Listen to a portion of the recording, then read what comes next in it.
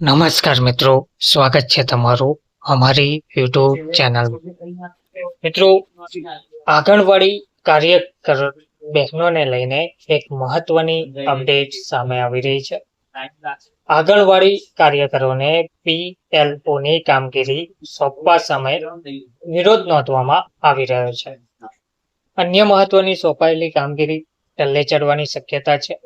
BLOની કામગીરી સોંપવા સમયે આંગણવાડી કાર્યકરોનો મોટો વિરોધ જોવા મળ્યો છે. મામલતદારને આવેદન પત્ર પણ આપ્યું છે. BLOની કામગીરી નહીં સોંપવા રજૂઆત પણ કરી છે.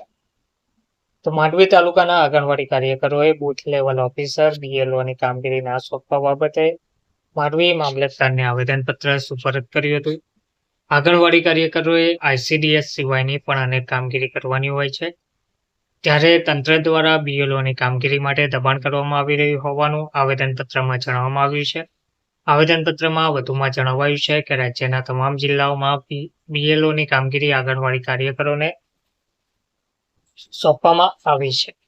આંગણવાડી કાર્યકરો દ્વારા વસ્તી ગણતરી, વિધવા બહેનોની ગણતરી, સખી મંડળ, આધાર કાર્ડ, જનની સુરક્ષા યોજના, ગ્રામસભામાં હાજરી, રાજકીય સરકારી કાર્યક્રમોમાં હાજરી, સુપડી વિતરણ, સ્નેહા પ્રોજેક્ટ, કોટિયાગઢની કામગીરી, TB, રક્તપિત્ત, મમતા દિવસ, પોલિયોની કામગીરી સહિતની અનેક કામગીરી કરવાની હોય છે. તેમનું કહેવું છે કે આંગણવાડી કાર્યકરો સરકારી કર્મચારી નથી, તેઓ માત્ર માનદ વેતનમાં કામ કરે છે.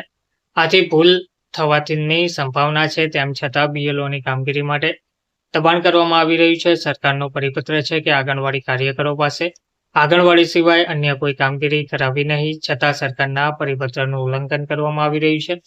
પોષણ સંગમ કાર્યક્રમમાં બાલ વિકાસ વિભાગ દ્વારા કુપોષણ મુક્ત ગુજરાત અને ભારતના લક્ષ્ય સાથે લોન્ચ કરવામાં આવ્યો છે. BLOની કામગીરી કરવાથી આ કામગીરીમાં વિક્ષેપ પડવાની સંભાવના પણ વ્યક્ત કરવામાં આવી છે.